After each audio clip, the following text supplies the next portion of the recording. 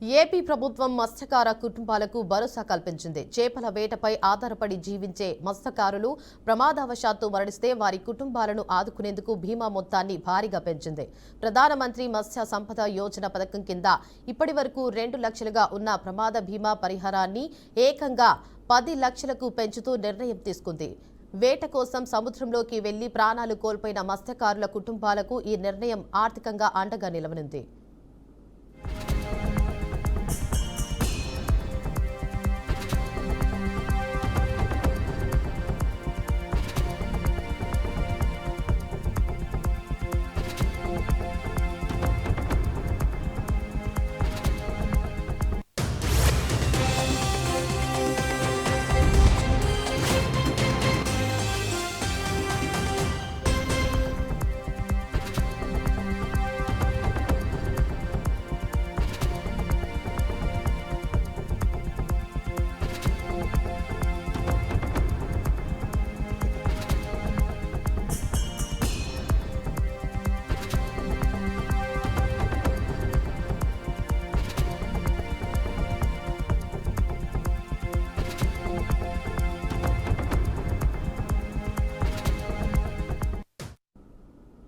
ప్రధానమంత్రి మత్స్య సంపద యోజన కింద చేపల వేట సమయంలో జరిగే ప్రమాద మరణాలకు మాత్రమే 10 లక్షలు పరిహారం వర్తిస్తుంది.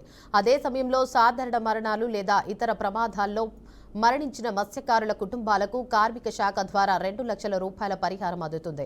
ఇక ఈ పథకం ద్వారా లబ్ధి పొందాలంటే మత్స్యకారులు కొన్ని నిబంధనలు పాటించాల్సి ఉంటుంది. తప్పనిసరిగా మత్స్యకార సహకార సంఘంలో సభ్యులై ఉండాలి. అలాగే చేపల వేట లైసెన్స్ కలిగి ఉండటం కూడా తప్పనిసరి. సముద్రంలోకి వెళ్లే బోట్లలో పనిచేసే సిబ్బంది తమ పేర్లను మత్స్యశాఖ అధికారుల వద్ద నమోదు చేసుకోవాలి.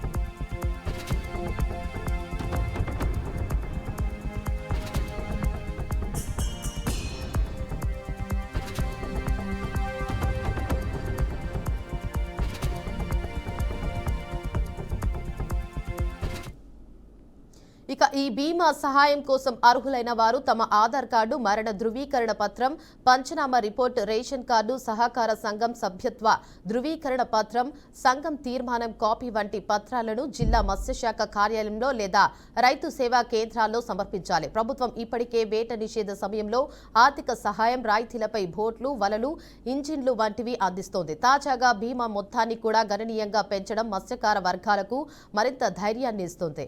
అర్హులైన ప్రతి ఒక్కరూ ఈ అవకాశాన్ని సద్వినియోగం చేసుకోవాలని అధికారులు సూచిస్తున్నారు. ఇక ఇదే అంశంపై మరింత సమాచారాన్ని మా ఏపీ బ్యూరో చీఫ్ ఈశ్వర్ అందిస్తారు. చెప్పండి ఈశ్వర్, అప్డేట్స్ ఏంటి? మత్స్యకార కుటుంబాలకు ఏపీ ప్రభుత్వం తీపి కబురు చెప్పింది. ప్రమాదంలో మృతి చెందిన మత్స్యకారులకు బీమాను భారీగా పెంపుకు నిర్ణయం తీసుకుంది. ప్రధానమంత్రి మత్స్య సంపద యోజన కింద 10 లక్షల వరకు పరిహారాన్ని ఇవ్వడానికి నిర్ణయించారు. ఇప్పటికే 2 లక్షలుగా ఉన్నటువంటి బీమా మొత్తాన్ని భారీగా పెంచడంతో మత్స్యకార వర్గాల్లో ఆనందం అయితే కనిపిస్తుంది. సముద్రంలో వేట సమయంలో మృతి చెందినటువంటి మత్స్యకారులకు 10 లక్షల పరిహారం ఇవ్వాలని నిర్ణయించారు.